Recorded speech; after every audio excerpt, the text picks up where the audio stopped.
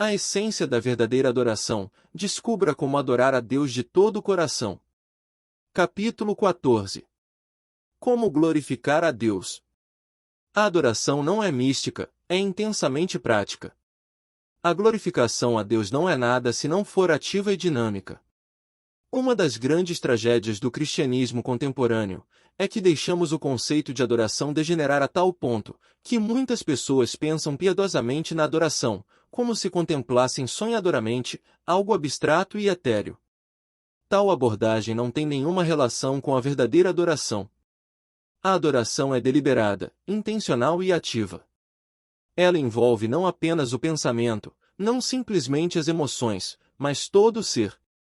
A vida do verdadeiro adorador é jubilosa, vibrante, uma vida de busca ativa para glorificar a Deus de forma prática. As Escrituras são específicas sobre as formas pelas quais podemos glorificar a Deus.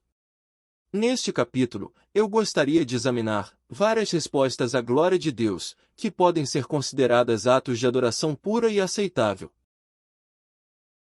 Fé inabalável em Deus. Deus é glorificado, antes de tudo, quando cremos nele sem vacilar. Nossa fé em Deus deveria ser implícita. Isso não significa desligarmos o nosso intelecto, ou deixar de pensar nas implicações do que Deus revelou. Significa que devemos nos recusar a abrigar a dúvida, ou deixar que ela se enraize em nosso coração. Como Abraão, de quem Romanos capítulo 4, versículo 20, diz, diante da promessa de Deus, não vacilou em incredulidade, pelo contrário, foi fortalecido na fé, dando glória a Deus. A fé é talvez a forma mais básica de adoração. Todo cristão afirmará crer que Deus mantém sua palavra, mas bem poucos cristãos levam vida de total confiança, de tal forma que o mundo nem sempre tem certeza da confiabilidade do nosso Deus. A menor dúvida sobre Deus, sua bondade ou sua palavra, implica que ele não é tudo o que diz ser. A primeira epístola de João capítulo 5, versículo 10, diz, quem não crê em Deus, torna-o mentiroso. Em outras palavras, ao duvidar de Deus, você o torna desleal. A clara promessa de Deus é, não veio sobre vós nenhuma tentação que não fosse humana. Mas Deus é fiel e não deixará que sejais tentados além do que podeis resistir. Pelo contrário, juntamente com a tentação, providenciará uma saída, para que a possais suportar. 1 Coríntios capítulo 10, versículo 13. Se dizemos que não podemos suportar a tentação, ou suportar as provações da vida diária, chamamos Deus de mentiroso. Por alguma razão, pensamos na dúvida, e na aflição, como pequenos pecados. Mas, quando o cristão mostra descrença, ansiedade ou incapacidade de enfrentar a vida, ele está dizendo ao mundo, não se pode realmente confiar no meu Deus, e esse tipo de desrespeito torna a pessoa culpada de um erro fundamental, o odioso pecado de desonrar Deus. Esse não é um pecado pequeno. Um bom exemplo de fé inabalável é o relato dos 3 jovens na fornalha de fogo. O capítulo 3 de Daniel nos conta que, antes de Nabucodonosor lançá-los na fornalha em chamas, deu-lhes a oportunidade de abjurar a fé em Deus, em vez disso, adorar uma imagem do rei feita de ouro.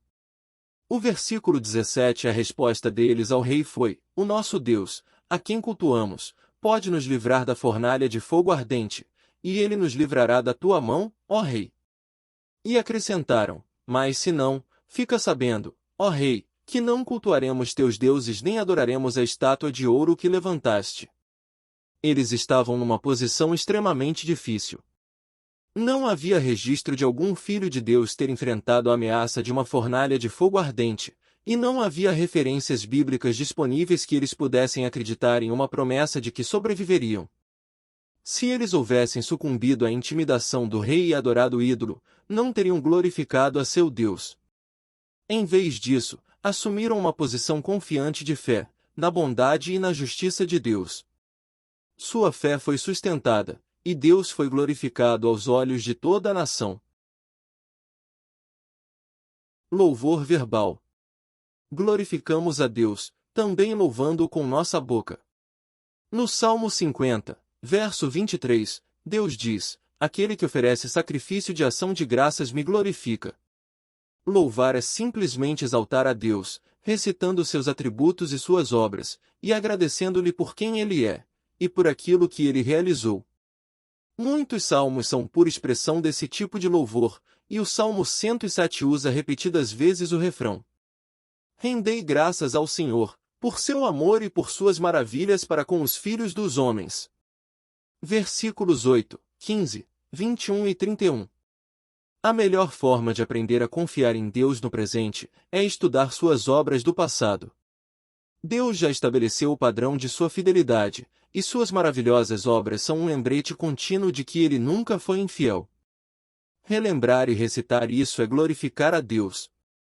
No dia de Pentecoste, quando os crentes pela primeira vez ficaram cheios do Espírito Santo, e falaram línguas estranhas, a mensagem singular das palavras que eles pronunciaram, traduzidas por Deus para as línguas de seus ouvintes, era: grandezas de Deus. Atos capítulo 2, versículo 11.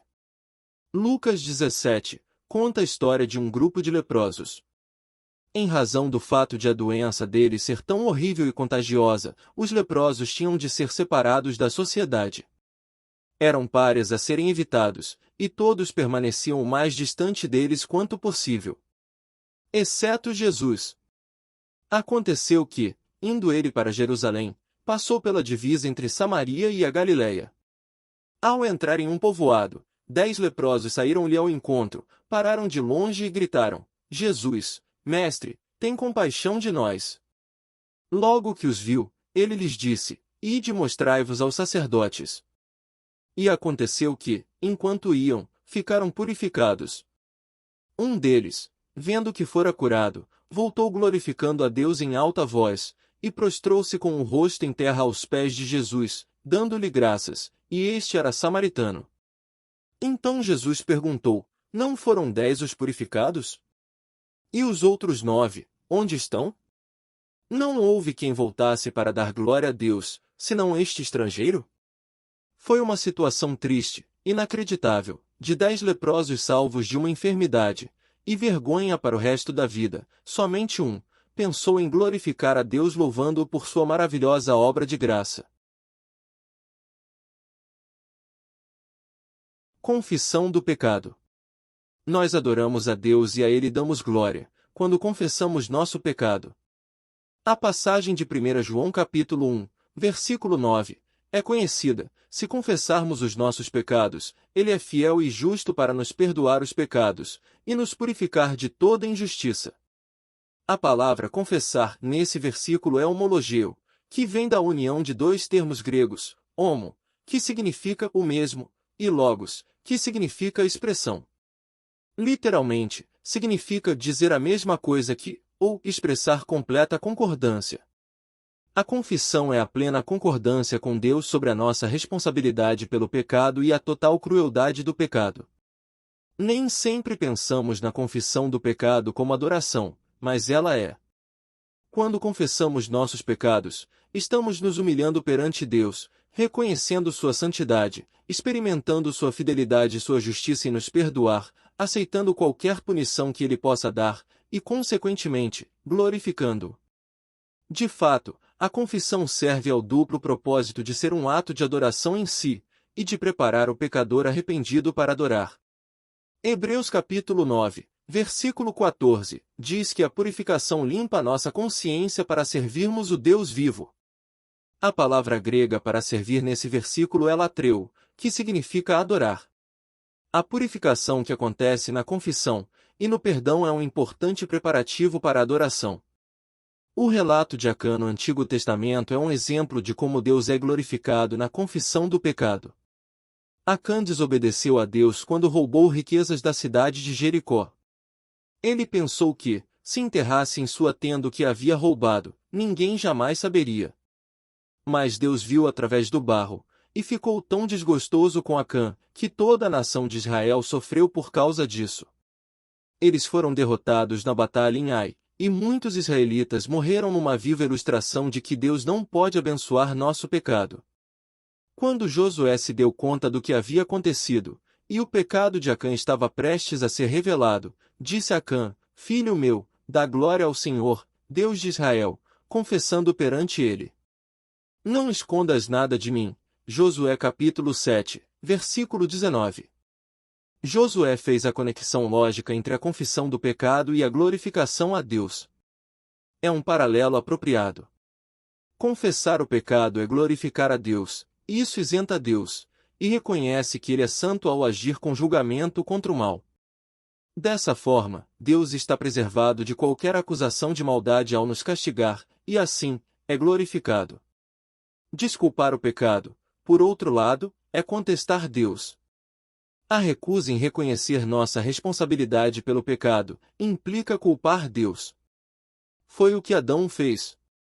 Após ter pecado, ele tentou jogar a culpa em outra pessoa, a mulher que me deste deu-me da árvore, e eu comi. Gênesis capítulo 3, versículo 12. À primeira vista, parece que Adão estava culpando a mulher. Porém, um exame mais detalhado mostra que ele estava sugerindo que Deus, que tinha criado e lhe confiado Eva, era, no final das contas, o responsável pela situação.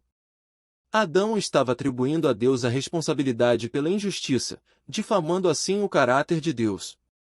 O apóstolo João registra uma interessante declaração, ao descrever as pragas que deverão ser lançadas sobre a terra durante a tribulação.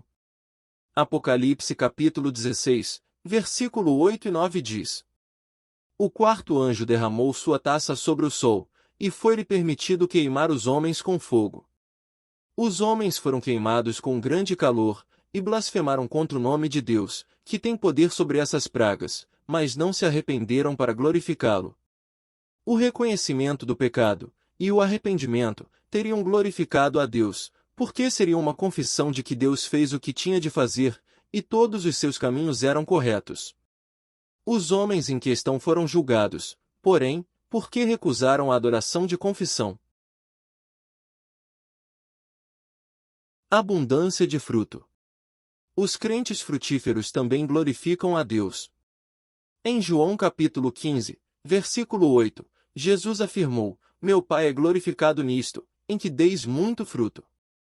Produzir fruto espiritual, então, é parte essencial da verdadeira adoração. Uma passagem paralela é Salmo 92, versos 13 ao 15. Plantados na casa do Senhor, florescerão nos átrios do nosso Deus. Na velhice ainda darão frutos, serão viçosos e verdejantes, para proclamar que o Senhor é justo.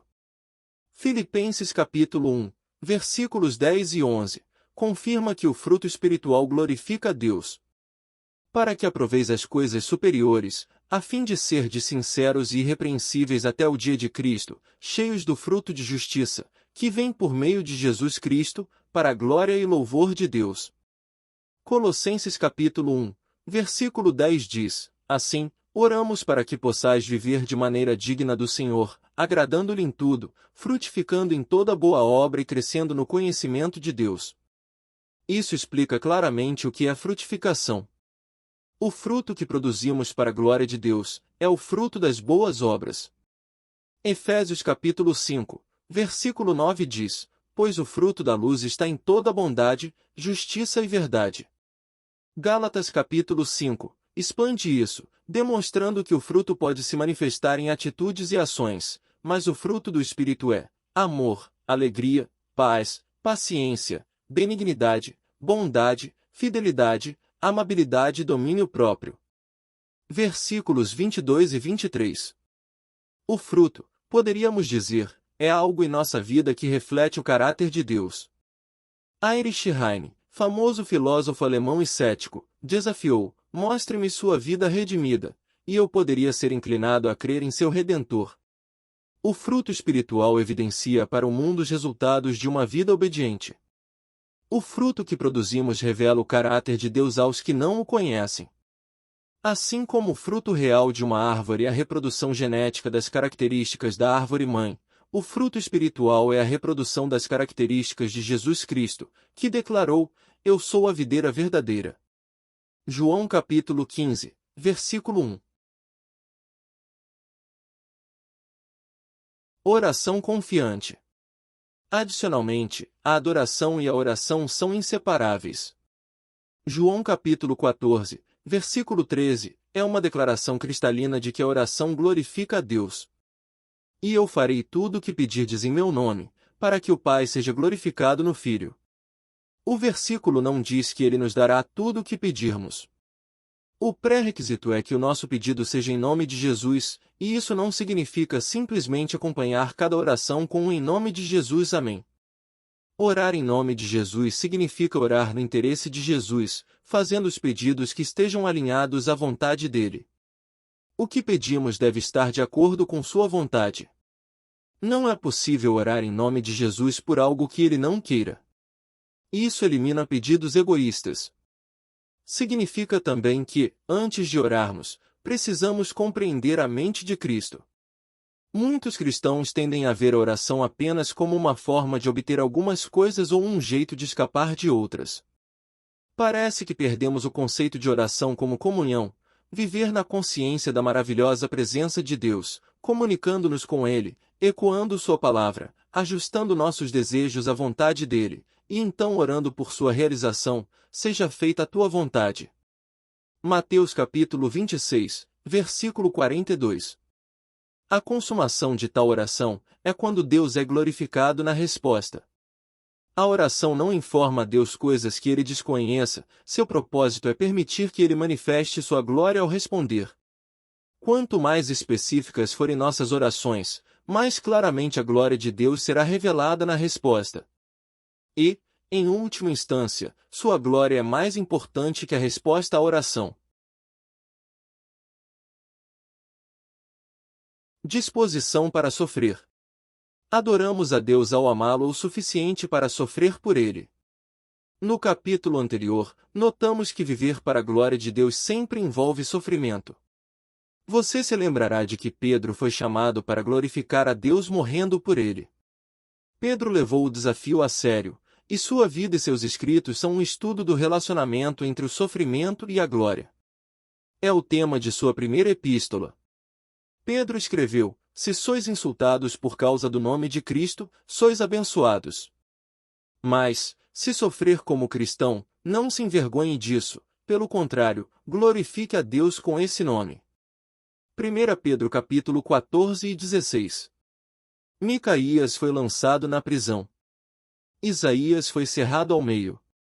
Paulo foi decapitado. A tradição diz que Lucas foi enforcado numa oliveira, e Pedro foi crucificado de cabeça para baixo. Dessa forma, eles glorificaram a Deus.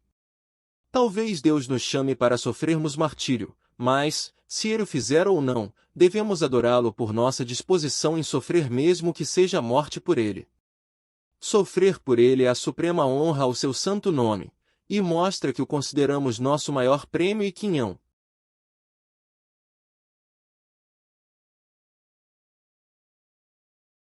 Um coração alegre. O verdadeiro adorador tem também uma vida de contentamento, independentemente das circunstâncias. O contentamento dá testemunho da sabedoria e soberania de Deus, e com isso, o glorifica. O descontente, por outro lado, é essencialmente rebelde. A pessoa descontente na verdade está culpando Deus. O contentamento dá testemunho da sabedoria e da soberania de Deus, e com isso o glorifica. A mensagem de Filipenses 4 é: alegrai-vos sempre no Senhor, e digo outra vez: alegrai-vos. Começando no versículo 10, vemos a ilustração da atitude de Paulo de completo contentamento. Os filipenses lhe haviam enviado uma oferta de algum dinheiro, e ele escreveu para agradecer-lhes. Alegro-me muito no Senhor por terdes finalmente renovado o vosso cuidado para comigo, do qual na verdade estáveis lembrados, mas vos faltava oportunidade. Não digo isso por causa de alguma necessidade, pois já aprendi a estar satisfeito em todas as circunstâncias em que me encontre. Sei passar necessidade, e sei também ter muito, tenho experiência diante de qualquer circunstância, e em todas as coisas, tanto na fartura como na fome, tendo muito ou enfrentando escassez. Posso todas as coisas naquele que me fortalece. Como ter esse tipo de contentamento é uma lição que poucas pessoas aprenderam. No versículo 17, Paulo acrescentou: não que eu procure doações, mas procuro o fruto que amplie o vosso crédito. Em outras palavras, Paulo se alegrou mais com o fato de os filipenses estarem crescendo e produzindo fruto do que com o dinheiro em si. Ele conclui nos versículos 19 e 20, expressando louvor e confiança transbordantes em seu coração, em razão do seu contentamento. O meu Deus suprirá todas as vossas necessidades, segundo sua riqueza na glória em Cristo Jesus. Ao nosso Deus e Pai seja dada a glória pelos séculos dos séculos. Amém. É fácil alegrar-se quando se recebe uma doação em dinheiro, mas Paulo se alegrou também em circunstâncias adversas. Quando Paulo escreveu que podia alegrar-se na adversidade, não estava falando sem conhecimento de causa, ele havia passado por todos os tipos de adversidade. A passagem de 2 Coríntios capítulo 11, versículos 23 ao 28, traz uma lista de coisas que Paulo sofreu. Estive muito mais em trabalhos, muito mais em prisões, em chicotadas sem medida, em perigo de morte muitas vezes, 5 vezes recebi dos judeus 39 chicotadas. 3 vezes fui espancado com varas, 1 vez fui apedrejado, 3 vezes sofri naufrágio, passei um dia e uma noite em mar aberto. Muitas vezes passei por perigos em viagens, perigos em rios, perigos entre bandidos, perigos entre os do meu próprio povo, perigos entre gentios, perigos na cidade, perigos no deserto, perigos no mar, perigos entre falsos irmãos, em trabalho e cansaço, muitas vezes em noite sem dormir, com fome e com sede, muitas vezes sem comida, com frio e com falta de roupas. Além de outras coisas, ainda pesa diariamente sobre mim a preocupação com todas as igrejas. Além disso, o apóstolo assumiu a aflição de outros crentes. Quem se enfraquece, que eu também não me enfraqueça. Quem se escandaliza, que eu também não fique indignado. Mas Paulo continuou, se é preciso orgulhar-me, haverei de me orgulhar de minha fraqueza. Ele não disse, eu darei glória a Deus apesar do meu sofrimento. Ele afirmou, eu darei glória a Deus por causa da minha fraqueza. Tal contentamento marca a adoração verdadeira e espiritual.